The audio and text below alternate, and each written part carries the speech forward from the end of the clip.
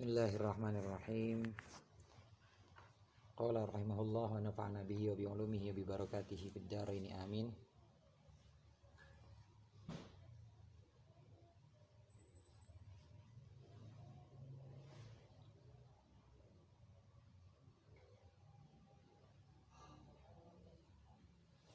Akhraja mengeluarkan hadis At-Tabrani atau mengeluarkan riwayat At-Tabrani Imam Tabrani an Ibnu Jubairin dari sahabat Ibnu Jubair anhu dari Rasulullah alaihi salatu wasalam annahu sungguhnya Rasulullah qala bersabda Rasulullah auha memberikan wahyu Allah Ta'ala kepada ila Musa kepada Nabi Musa alaihi salam. Wahyunya begini bunyinya, inni ja'altu fika, sungguhnya aku ja'altu telah menjadikan aku fika untukmu asyarata ala fisam'in 10.000 pendengaran hatta sami'ta sehingga engkau mendengar kalami ucapanku wa asyarata ala filisanin dan 10.000 lisan hatta ajabtani sehingga engkau bisa menjawab ni akanku wa akhraja dan mengeluarkan riwayat Al-Qudai Imam Qudai annallaha sungguhnya Allah Ta'ala kallama mengajak bicara dia Allah mengajak bicara Musa akan Nabi Musa. Bagaimana cara mengajak bicaranya? Bimi'ati alfin dengan 100.000 warba'ina dan 40 alfa kalimatin 1000 kalimat 40.000 kalimat jadi 140.000 kalimat atau kata 140.000 kata. Wa makna dzalika dan maksud dari itu semua annahu sungguhnya Nabi Musa fahima bisa memahami Nabi Musa maknan satu arti satu makna yu'abbaru yang diungkapkan anhu dari makna tersebut bihadhil iddati dengan bilangan ini bihasabi kashfil hijabi dengan cara disingkapkannya hijab latab'idi bukan dengan cara di bagian per bagian fisifati dalam sifatnya. Titik waruya dan riwayatkan anna Musa bahwa sungguhnya Nabi Musa alaihissalam inda qudumihi ketika datangnya Nabi Musa datang dari mana minal munajati dari munajat dari panggilan bersama Allah Nabi Musa karena itu ada Nabi Musa yasuddu menutup dia Nabi Musa udunaihi akan kedua telinga Nabi Musa. Kenapa ditutup? Li'alla yasma'a supaya tidak mendengar dia Nabi Musa kalamal khalqi akan ucapan makhluk. Idsoro karena jadilah indahu di sisi Nabi Musa karena jadilah ucapan makhluk tersebut di sisi Nabi Musa ka'akbahima seperti seburuk-buruknya perkara yakunu yang ada perkara tersebut min aswahtil bahaimi dari beberapa suaranya hewan-hewan al-munkaroti yang tidak diinginkan. Falam yastati maka tidak mampu dia Nabi Musa sama'ahu akan mendengarkannya.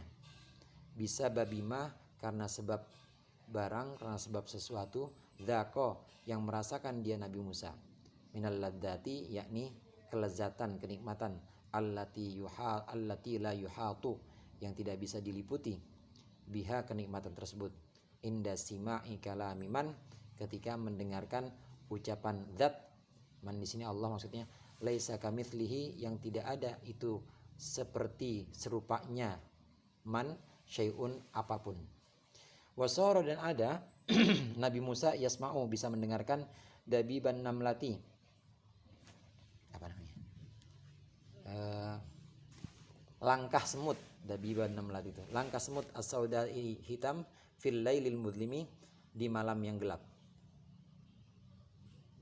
ditompok dengerinnya enggak min masirati asyarati farasikha dari jarak 10 farsakh waqad asyraqa dan sungguh benar-benar bercahaya wajahnya Nabi Musa bin nuri dengan cahaya fama ra'ahu maka tidaklah melihat akan Nabi Musa ahadun seseorang tidaklah seorang melihatnya illa umya kecuali menjadi buta orang tersebut. Fakana dan ada Nabi Musa yamsahu mengusap menyapu ar-ra'iyah akan orang yang melihat wajahu akan wajahnya mimma alaihi dari apa-apa alaihi yang ada, ma alaihi atas wajah orang tersebut.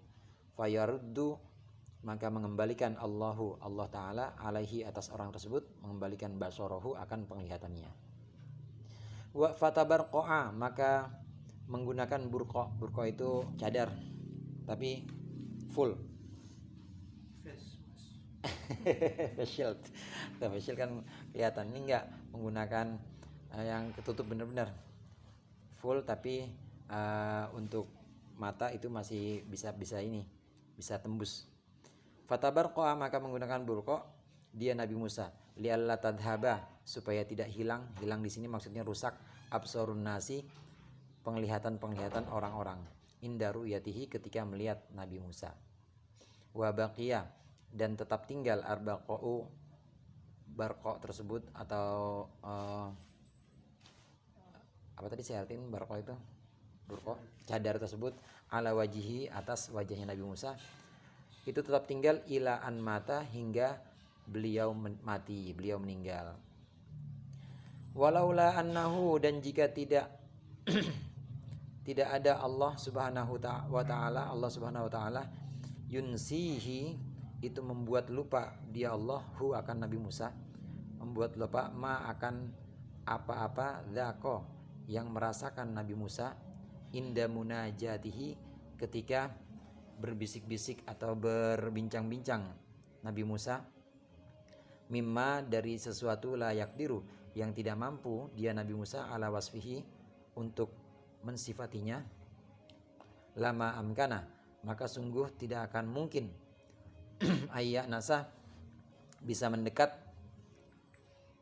dia Nabi Musa ila syai'in, kepada sesuatu, minal makhluqati, dari makhluk, abadan, selamanya.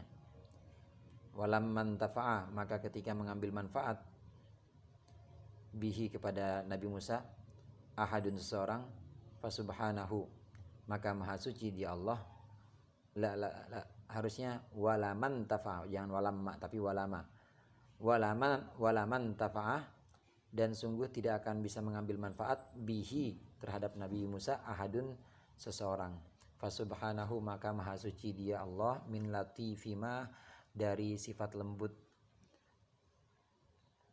sesuatu, ausa'a, yang lebih luas, karomahu, akan kemuliaannya, wa a'dhama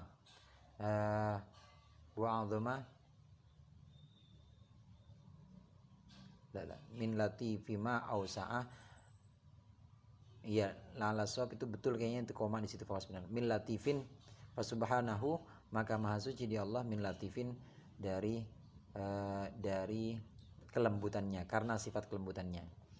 Ma ausa'a karomahu, alangkah luasnya kemuliaan Allah, wa a'dhama, dan alangkah agungnya, jalalahu, wa a'dhama jalalahu, dan alangkah agungnya jalalahu, keagungan Allah. Titik. Ini tentang kalamullah, bagaimana cara Allah mengajak bicara Nabi Musa. Sebagaimana kita tahu, wa kallamallah Musa taklima, wa kallamallahu Musa takliman, sungguh Allah itu mengajak berbicara Nabi Musa dengan sebenar-benarnya pembicaraan. Nabi Musa ketika munajat di Bukit Sina itu dipanggil oleh Allah, dan di situ Nabi Musa mendengarkan semua kalam Allah. Di pembahasan yang lalu kita pernah sebutkan bahwa yang dimaksud mendengarkan kalam Allah ini bukan berarti Nabi Musa awalnya, bukan berarti Allah awalnya nggak berbicara kemudian bicara. Nah setelah selesai pertemuannya, meetingnya udah selesai berhenti Allah bicara, enggak. Tapi Allah kalamnya itu terus menerus, Allah berbicara terus menerus, nggak berhenti Allah berbicara. Hanya saja Nabi Musa kemudian pada waktunya harus Allah tutup lagi hijabnya. Jadi contoh yang paling dekat yang bisa kita bantu untuk pemahamannya itu kalau kita kemarin itu kalau kita misalnya mendengarkan ini, angin ini kan sebenarnya ada terus, udara ini kan sebenarnya ada terus. Nah udara itu yang kena tubuh kita, yang udara yang mengenai tubuh kita Ini bukan karena tadinya itu udara nggak ada kemudian jadi ada, bukan, tapi sebenarnya kita aja yang sekarang lagi nggak berasa gara-gara apa ya, gara-gara nggak berasa karena memang badan kita kurang peka, atau karena memang itu udaranya itu lagi nggak berembus, jadi nggak bergerak, bukan angin, jadi udara biasa, tapi ada terus ini udara, bukan berhenti. Kurang lebihnya seperti itu. Allah bukan awal bicara kemudian berhenti kepada Nabi Musa bicara, bukan, tapi terus menerus Allah berbicara. Hanya saja Nabi Musa mendengarkannya itu ketika mulai dibuka hijabnya, kemudian Allah tutup lagi hijab itu untuk mendengarkan. Nah, hadis yang barusan kita baca ini diriwayatkan oleh Imam Tabrani yang pertama, kemudian juga oleh Imam Qudai yang kedua, bahwasannya kata Rasulullah, katakan Nabi Muhammad SAW, bahwasannya Nabi Musa itu diberikan wahyu kepada Allah. Bagaimana wahyunya? Wahai Musa, aku telah menjadikan untukmu 10.000 pendengaran hingga engkau mampu mendengarkan ucapanku, dan aku memberi kepadamu 10.000 bahasa atau 10.000 lisan hingga engkau mampu menjawabku. Jadi dialog, jawab ajab tani Nabi Musa, menjawab kalam Allah juga, mendengarkan juga, menjawab juga kalam Allah. 10.000 bahasa dan 10.000 pendengaran, sehingga bisa terjadi dialog antara Nabi Musa dengan Allah. Wa kallama Allahu Musa takliman. Nah, dalam riwayat lain bahwasannya Nabi Musa itu oleh Allah dijadikan untuk Nabi Musa itu 140 untuk Nabi Musa itu 140.000 kata. Dan semuanya 140.000 kata itu Nabi Musa bisa memahaminya. Apa yang diungkapkan dengan kata tersebut, Nabi Musa itu bisa memahaminya dengan jalan dibukakannya hijab. Nah, yang perlu di sini bihasabi kashfil hijab la tab'in, dengan cara dibukakannya hijab oleh Allah tentunya kepada Nabi Musa. Jadi bukan diberikan dengan cara tab'id, itu pembagian-pembagian. Jadi Allah ngajarin misalnya Allah mengajarkan kata al-kalamu, terus al-lafdu, bukan. Allah mengajarkan kata al-ismu, bukan, tapi dengan cara membukakan hijab kepada Nabi Musa. Jadi bukan dengan cara tab'id atau membagi-bagi kata-kata tersebut. Karena kalau seandainya dibagi-bagi, ini sudah bertentangan dengan prinsip yang kemarin. Prinsip kemarin, seluruh sifat Allah itu kan wahdaniyah. Seluruh sifat Allah itu sifat yang ma'ani, mulai dari kudrah, iradah, itu semua harus punya 6 prinsip. Bahkan ada yang sampai 7 prinsip. 6 prinsip itu, misal kalam Allah ini harus maujud atau wujud. Kalam Allah juga harus qidam. Kalam Allah harus baqa. Kalam Allah harus mukhalafatul hawadis, harus berbeda dengan kalamnya makhluk. Kalam Allah harus qiyamu binafsih, artinya enggak pakai bantuan apa-apa, alat apa-apa. Kemudian kalam Allah juga harus wahdaniyah. Nah, kalau dibagi-bagi, Nabi Musa diajarkan perkata ini, kata ini hingga 140.000 kata, ini berarti sudah kalam Allah udah enggak wahid lagi. Kalam Allah udah enggak esa lagi. Padahal Allah esa dalam sifatnya. Seluruh sifat Allah itu esa. Maka pemahaman Nabi Musa atau bisanya Nabi Musa memahami kalamullah ini bukan dengan cara dibagi-bagi kalam itu, tapi dengan dibukakannya hijab oleh Allah atas Nabi Musa sehingga bisa mendengarkan itu semua. Nah, ada riwayat lain yang disebutkan di sini bahwasannya Nabi Musa setelah pulang dari pertemuan atau munajat dengan Allah itu Nabi Musa selalu menutup kupingnya, Mas. Kedua telinganya selalu ditutup. Jadi disumpel supaya nggak mendengarkan suara apa-apa. Karena efeknya itu setelah mendengarkan kalam Allah, mendengarkan kalam dari zat yang maha mulia, zat yang maha indah, ini suara-suara yang lain kedengarannya jelek. Suara apapun jelek. Kayak kita habis dari ruangan ber-AC misalnya ya, AC-nya dingin banget.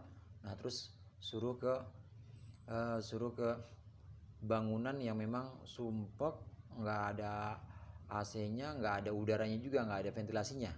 Ini kan rasanya gimana? Nggak enak banget. Begitu juga Nabi Musa ketika selesai mendengarkan kalamullah, kembali lagi ke keadaan awalnya, harus mendengarkan suara-suara makhluk. Nah ini rasanya nggak enak banget telinga, akhirnya disumpel itu kedua telinganya, disumpel kedua telinganya, karena suara makhluk itu seperti suara hewan yang paling jelek. Apa sih kalau di Arab itu hewan yang paling jelek biasanya disebut himar. Keledai itu suaranya itu paling jelek.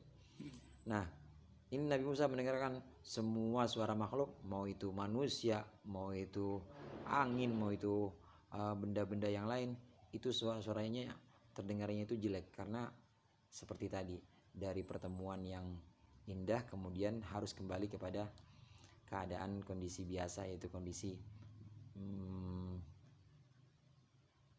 yang awal ya, kondisi yang sewajarnya. Ditutup kedua telinganya.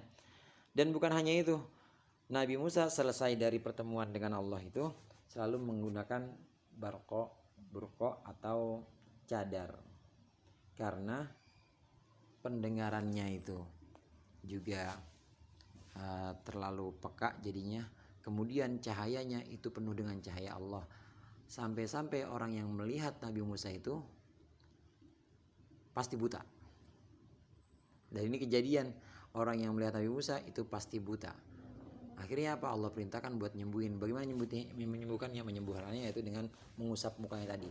Dengan cara mengucapkannya dengan izin Allah itu sembuh lagi buta. Nah setelah itu kejadian sekali begitu, udah mulai saat itu Nabi Musa pakai cadar, dan ini terus beliau pakai hingga beliau wafat, Nabi Musa alaihissalam.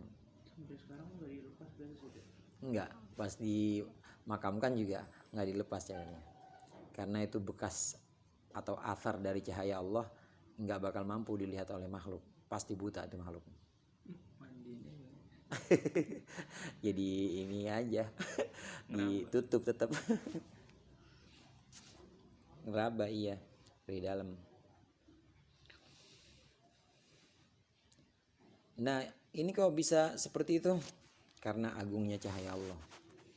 Karena agungnya cahaya Allah, maka makhluk tidak akan kuat melihatnya. Ya gunung aja kan hancur ketika baru akan menerima tajallinya Allah. Ini baru akan menerima, belum sampai itu cahaya Allah.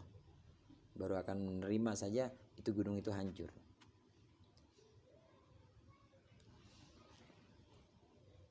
Selain itu, tadi pendengaran, kemudian muka Nabi Musa yang bersinar, yang bercahaya, cahayanya cahaya dari pertemuan dengan Allah. Selain itu, Allah memang sengaja membuat Nabi Musa itu lupa apa-apa yang dia rasakan, ketika munajat atau ketika pertemuan tersebut, sehingga Nabi Musa nggak mampu menceritakan apa-apa. Nah kalau nggak dibuat lupa, kalau Nabi Musa terus teringat, pasti Nabi Musa nggak bakal bisa move on. Nggak bakal bisa di move on di sini dari lama amkana ayyam nasa ila syai'in minal makhluqat abadan. Pasti kalau nggak dibuat lupa oleh Allah sebagian kesan pertemuan itu, pasti Nabi Musa udah nggak mau aja ketemu sama makhluk, pengennya sama Allah aja.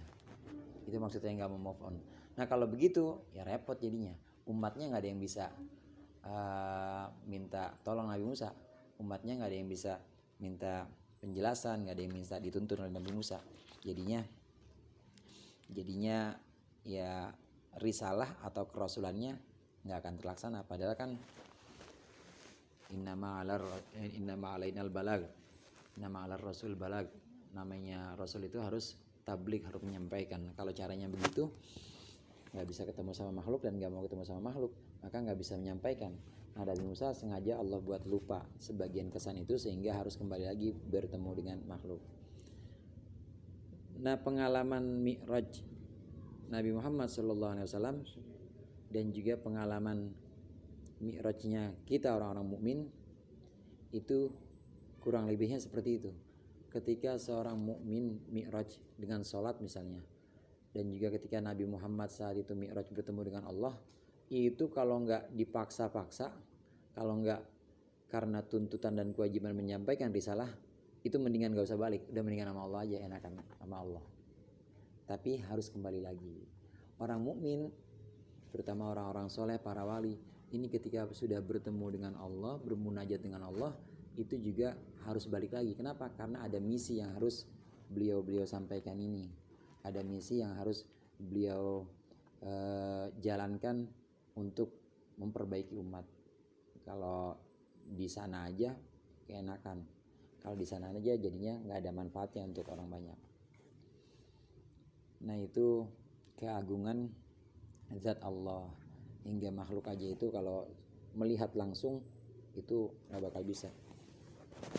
Ada satu hadis itu dikutip Imam Ghazali itu, bahwa Allah itu cahaya dan